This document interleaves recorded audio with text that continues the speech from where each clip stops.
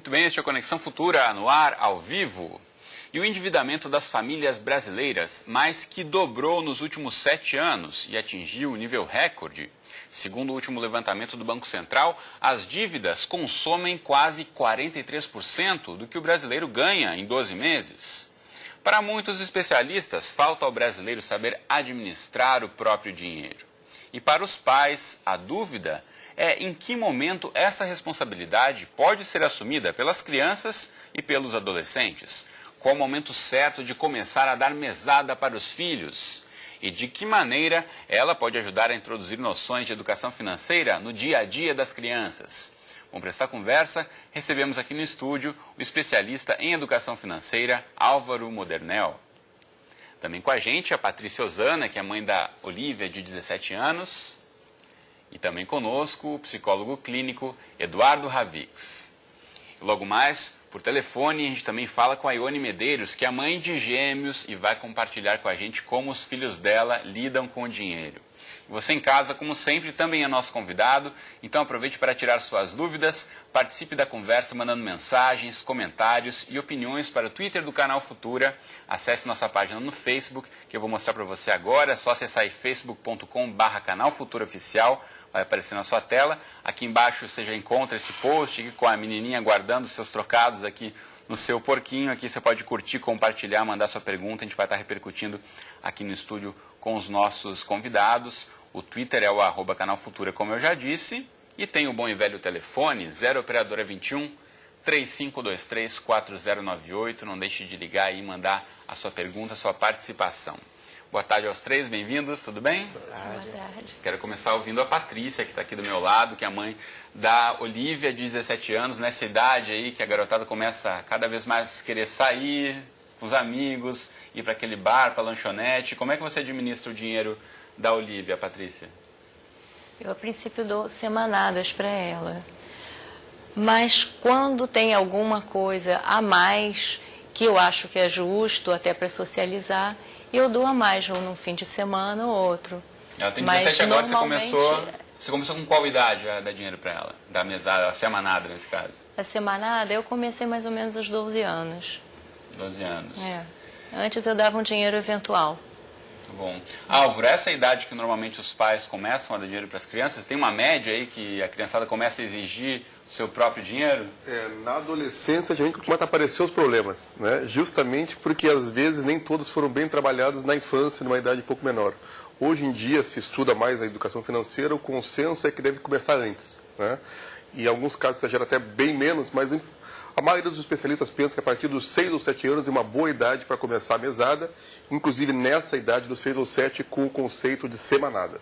6 ou 7 anos é essa idade que normalmente a criançada também está sendo alfabetizada, está nos anos iniciais da escola. Que reflexo isso vai ter, Eduardo, ao longo da vida da criança, se ela já tivesse contato com noções aí de como lidar com o dinheiro, de administrar suas finanças desde pequeno? Não, pois é, né? A educação financeira é uma poderosa ferramenta para a formação psicológica do indivíduo, né? Se a gente pensar essa idade, é quando daqui a pouco a criança já costuma ter nas próprias escolas, que tem cantina, a serem orientadas a consumir alguma coisa com seu próprio dinheirinho. Não é? Então, a gente conseguir ensinar a criança a lidar com dinheiro, que tem muitos valores subjetivos associados: conforto, segurança, status, responsabilidade, prazer, a capacidade de lidar com frustrações, tolerar frustrações, adiar satisfação, fazer escolhas. Então isso é um mundo, né? Então até mesmo não só a saúde psicológica, como também, como a gente até comentou um pouco antes, não é, Álvaro, a saúde física está em jogo, porque as pessoas sofrem de estresse crônico na vida adulta por se relacionarem mal com a questão econômica e financeira. Como a gente falou no começo do programa aqui, grande parte das famílias brasileiras aí estão cada vez mais endividadas. Isso mostra um reflexo da falta de educação financeira que, infelizmente, na maioria das escolas não existe ainda, né? A gente vai chamar agora para a nossa conversa a Ione, que fala aqui do Rio de Janeiro, é mãe de gêmeos de 10 anos de idade e vai compartilhar com a gente então como os filhos dela lidam com o dinheiro. Tudo bem com você, Ione? Tudo bom, Cristiano. Então fala pra gente, você optou aí por oferecer uma quantia em dinheiro para as crianças também por semana. Quais as regras para eles utilizarem esse dinheiro, Ione? Oi? Quais as regras aí para a criançada utilizar esse dinheiro? Porque eles estão com 10 anos, os meus filhos, né?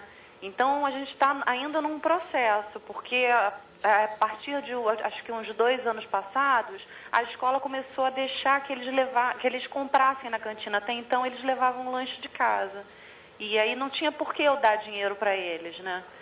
Aí, conforme eles foram começando a lanchar na escola, é que eu comecei a dar um dinheiro. E ao longo desse tempo, né, eles agora com 10 anos, eu optei pela semanada porque eu não sei se eles já têm autonomia para gerir uma mesada. Se talvez um mês talvez seja muito tempo ainda para eles se organizarem, entendeu?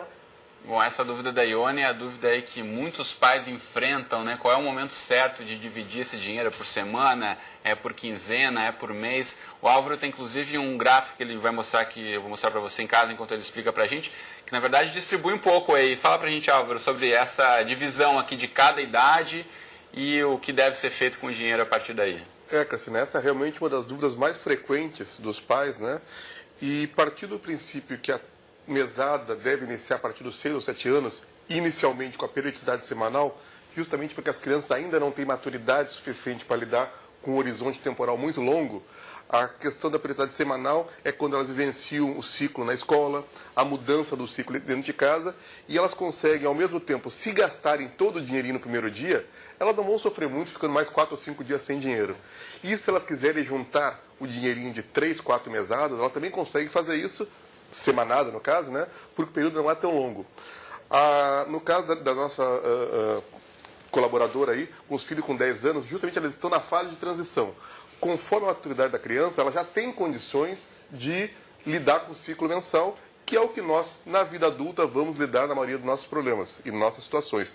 Ou quem recebe salário, ou pelo menos com as contas mensais de condomínio, de escola, tudo mais tem que ser pago. Então, resumidamente, introduzir a mesada aos 6 ou 7 anos com periodicidade semanal. Dos 8 ou 9 anos pode-se manter a semanada ou optar pela quinzenada, período de transição. E a partir dos 10, 11 anos, quase toda criança já consegue lidar bem mais com o ciclo mensal. E aí uma questão importante, né? O porquê que a gente tem que passar para as crianças, às vezes, essa responsabilidade dela lidar com o próprio dinheiro. Justamente para que ela aprenda na infância e na adolescência, que ela cometa os errinhos dela, mas que ela perceba que esses erros têm custo, né?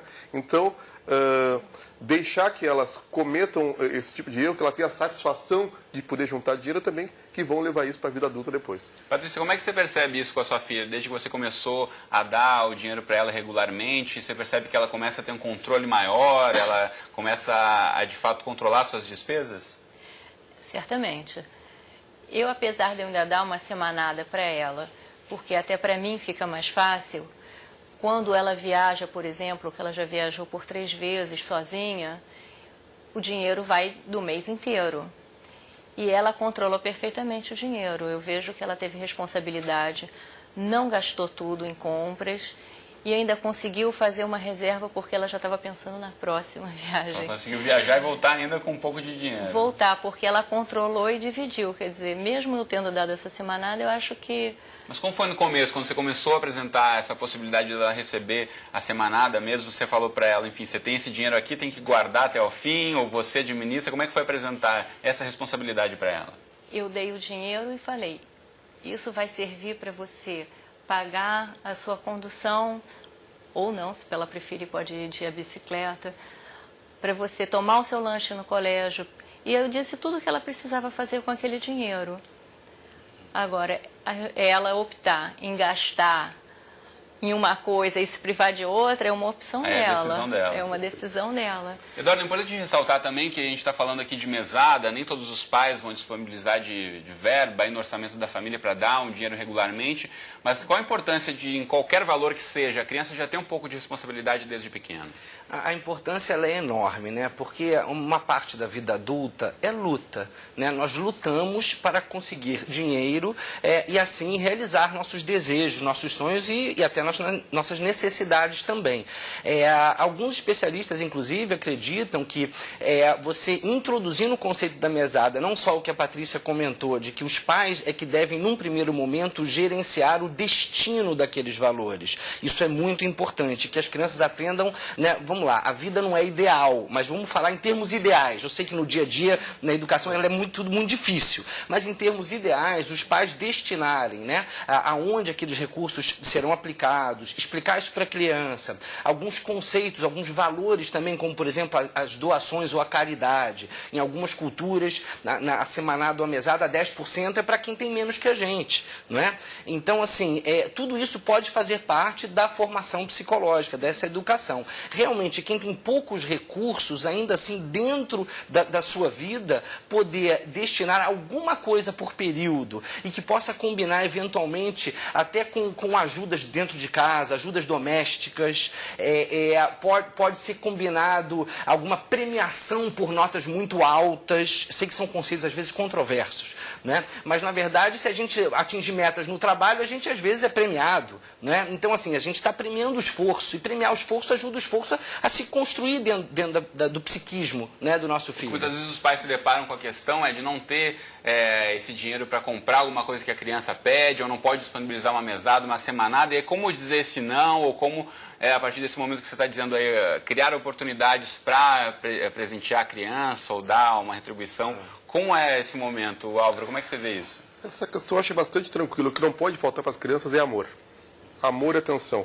Faltar um brinquedo, faltar atender algum desejo da criança, isso faz parte do cotidiano de cada família, né? Então, os pais têm que respeitar o orçamento da família, então não tem que extrapolarem o orçamento, se endividar, uma questão só para atender um eventual desejo da criança, e aí separamos já desejo e necessidade, né?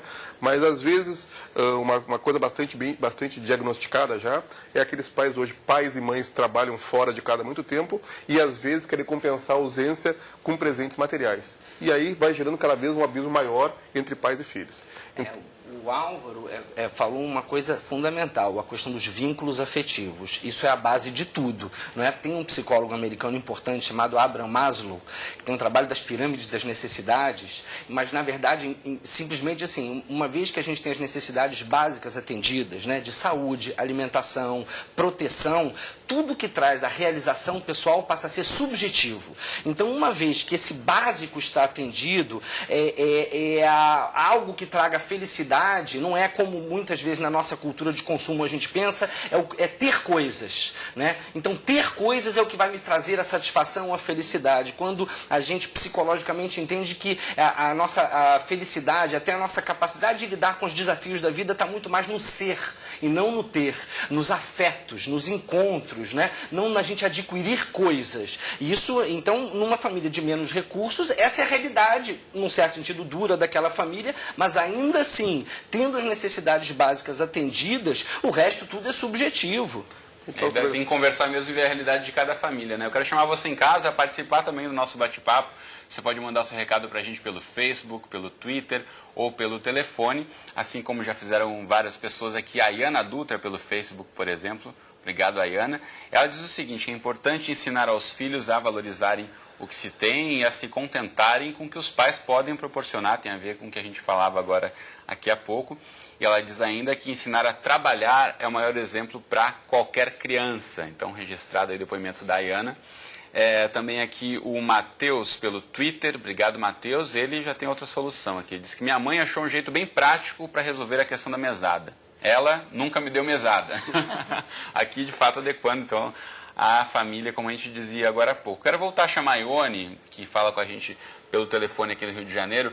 Mãe de gêmeos aí de 10 anos, nesse momento aí que rola essa dúvida, né, Ione, de quanto dá de dinheiro, ou como controlar a periodicidade. Quero saber de você o seguinte: se as crianças ganham dinheiro, sei lá, dos avós, dos tios, como é que você controla? Você também tenta impor regras para eles utilizarem esse dinheiro? Não, esse dinheiro é deles. É deles e eles têm gerido muito bem. Eles guardam, é porque eu sou de família judia e sou casada com uma pessoa de família católica. Então, a gente tem ambas as festas, né? Então, chega final do ano, tem Natal e tem uma festa judaica onde também se ganha presente. E eles começaram a pedir dinheiro ao invés do presente. Então, eles sabem que é uma época do ano onde eles vão poder, se eles aguardarem um pouquinho, juntar uma grana e comprar uma coisa que eles realmente queiram. E eles têm feito isso. Álvaro, e nesse momento, que dica a gente pode dar aí para o pai? Como a Ione diz, ela não controla, enfim, é o dinheiro que as crianças estão ganhando. Os pais devem pôr regras para essas outras fontes de renda, digamos assim, das crianças? Na primeira participação dela, ela comentou que ela tinha uns combinados certo com as crianças. Eu acho isso importante, né?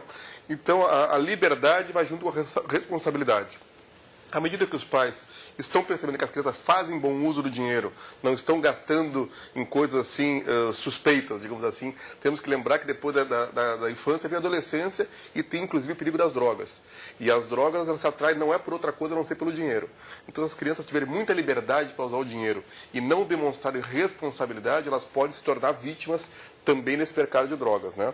Mas eu concordo com ela, se as crianças se mostram responsáveis, se elas estão planejando, se estão poupando, se estão atendendo as expectativas dos pais, vai dando liberdade. Mas é bom sempre acompanhar, né? Então, dá liberdade, dá orientação muito importante, que às vezes os pais acham que é o seguinte, eu estou dando educação financeira para o meu filho porque eu dou mesada. Não. Mesada é simplesmente dar dinheiro para os filhos. Educação financeira é, além do dinheiro, dar orientação, né? Então, dar orientação, ver que os filhos estão fazendo bom uso, não estão gastando tudo em figurinhas, por exemplo, ou não está gastando todo o dinheiro num dia só, ou alguma coisa que desagrade os pais nesse sentido, aperta um pouco mais o controle. A outra questão que nós falamos também um pouco antes é com relação a valores, né? Pô, dou mais ou dou menos? A escassez, ela ensina bem mais do que a abundância, né? Então, na dúvida se eu vou dar R$50 ou R$70 por mês para o meu filho, eu dou 50 e observo. Se aquilo está sendo razoável para a realidade dele, dos amiguinhos, eu continuo, senão eu faço algum ajuste. Quero começar a perguntar para a Patrícia também em relação ao longo prazo. O que você percebeu da sua filha? Assim, os gastos, como você disse, ela é controlada, você tinha algum controle sobre os gastos dela? Tinha que fazer algum tipo de prestação de contas do que ela gastava ou não? Não, ela até que gasta bem o dinheiro dela. Ela é controlada. As opções dela, vejo que são sempre bem tranquilas, bem razoáveis. Mas você fiscaliza quais são os gastos? Você pede para ela mostrar para você ou você deixa à vontade para ela? Não, normalmente eu deixo. Ela sempre me mostra, me diz e fala, a gente conversa, uma coisa né? nova. Conversando, é. Muito bom. Tem mais perguntas aqui do público. A Sandra, pelo Facebook. Obrigado, Sandra, pela participação. Ela tem uma dúvida aqui. Diz que tem uma afilhada de 9 anos e ela quer saber se pode dar mesada para a afilhada e se existe uma idade ideal para começar a receber determinado valor. O que você acha, Álvaro? Eu acho que ela pode, sim, se ela tem condições de fazer isso, só que combinando com os pais, né? Então, a regra, os valores, sejam sempre combinados com os pais, porque quem educa são os pais. O padrinho e o avô é aquele que estraga a educação dos filhos, como sempre se diz, né? Na brincadeira. Mas ela pode, sim, ela pode participar disso, desde que as regras sejam claras e os valores sejam combinados. Isso é uma outra coisa importante. Não é para dar dinheiro quando a criança quer, a qualquer momento, a qualquer valor. Estabelecer um parâmetro, seja o que for dentro da realidade da família, R$20 por mês, 50, 100, o que for, e respeitar aquilo, para que a criança aprenda, inclusive, esses são os meus limites. É com esse dinheiro que eu tenho que fazer as minhas escolhas, é com isso que eu tenho que atender as minhas necessidades. É claro, como ela comentou, quando a filha quer participar de um show, uma viagem da escola, um dinheiro, uma atividade extra, que ela não tinha como se planejar para isso, os pais podem colaborar. Até precisam colaborar porque é a questão da socialização. Mas para as atividades do dia a dia, o importante é que a criança, que o adolescente, planeje e consiga se adaptar dentro da sua realidade. Nós temos nosso orçamento.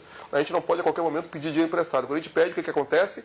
Paga caro, paga o juro do cheque especial, paga o juro do CDC e gera aqueles números que você falou no início, endividamento crônico. E essa noção que muitos adultos mesmo não têm, então é importante a gente começar a disseminar essas ideias entre as crianças. Quero ouvir ainda em relação à pergunta da Sandra, Eduardo, como você vê isso?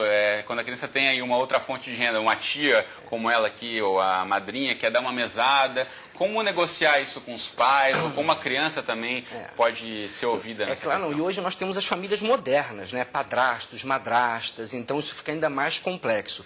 Eu estou inteiramente com o Álvaro que tudo isso tem que passar pelos principais educadores, tem que ter combinados na esfera superior para a criança ser impactada com uma mensagem de coerência ligada a todas essas questões, não é?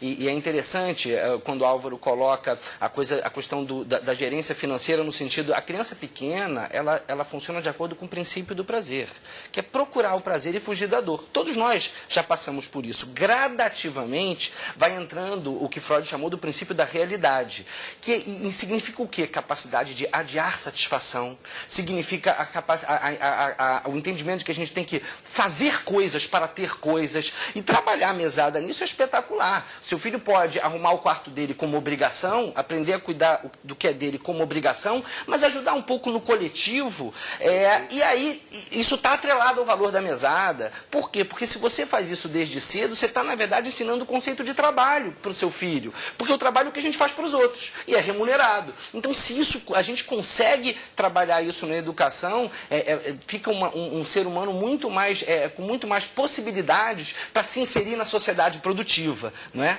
Com esse discernimento. Muito bom. Ione, você continua ouvindo a gente? Alô, Ione? Oi, estou ouvindo.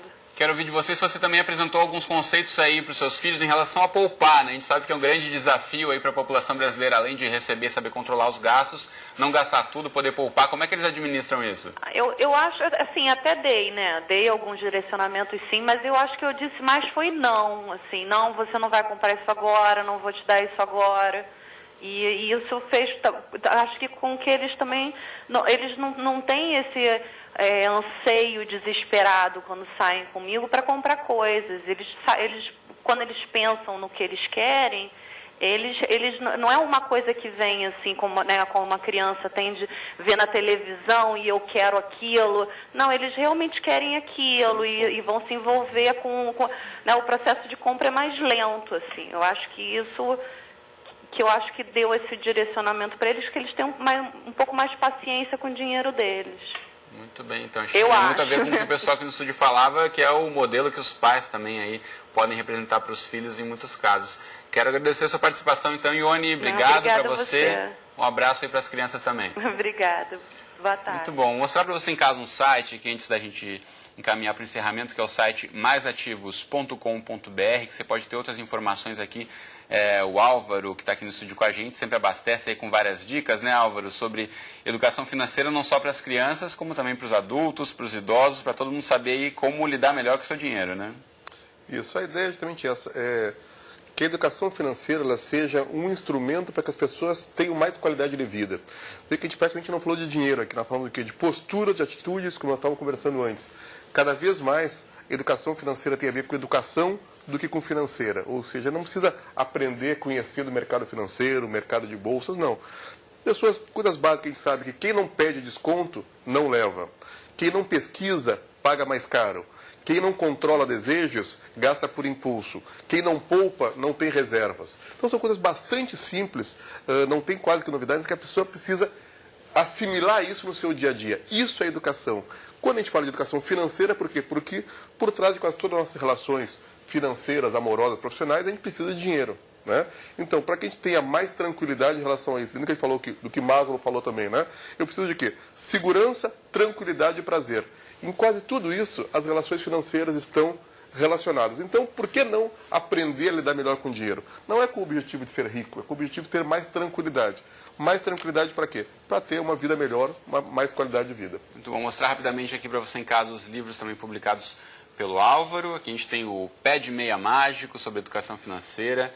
Você tem aqui o Quero Ser Rico de Verdade, com várias dicas também importantes aí para você apresentar esses conceitos para a criançada. Tem esse aqui, o Zequinha e a Porquinha Poupança, também numa linguagem bem fácil para a criançada.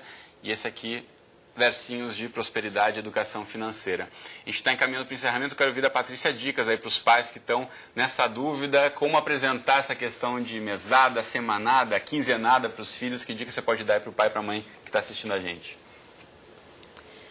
Eu acredito que você deve dar, dentro do possível, e ensinar as prioridades que eles devem gastar. Se preferem ter uma coisa, devem se privar de outras. Você não pode deixar ter tudo, porque ninguém tem tudo na vida. Então você tem que ter o que você pode e o que você prefere. E você tem que aprender a julgar. Na vida é assim que tem que acontecer, eu acredito. Muito bom. Para a gente encerrar, quero ver o Eduardo em relação à responsabilidade dos pais, que a gente falou aqui ao longo do programa, de assumirem cada vez mais essa responsabilidade de apresentar conceitos de saúde, educação financeira para os filhos. É uma oportunidade de ouro, né? Como a gente está vendo aqui. Então, é usar bem essa oportunidade, inclusive, né, nós todos aqui já fomos adolescentes, adultos, assim, mais jovens e idealistas com relação a mudar algumas coisas do mundo e da realidade, não é? Então, mais velhos, na condição de pais, se a gente olha os dados do endividamento brasileiro, na cultura nossa, que olha o valor da prestação, mas não que a gente vai pagar aquela prestação 2 anos, e que aquilo vai trazer um problema à nossa vida. Quer dizer, se a gente passar essas informações e reflexões para todos os pais, todos que estão nos assistindo, eu acho que a gente está aí ajudando uma contribuição para um mundo melhor, né? Para um povo, uma cultura mais responsável do ponto de vista financeiro, até um povo mais amadurecido para lidar com a luta pela vida e com as finanças. Muito bem, então. Obrigado a vocês pela presença, pelas dicas preciosas aí. Você em casa, obrigado pela companhia. A gente volta a se encontrar então amanhã ao vivo às 2h30 da tarde, mais um Conexão Futura. Como sempre, eu espero você. Até lá.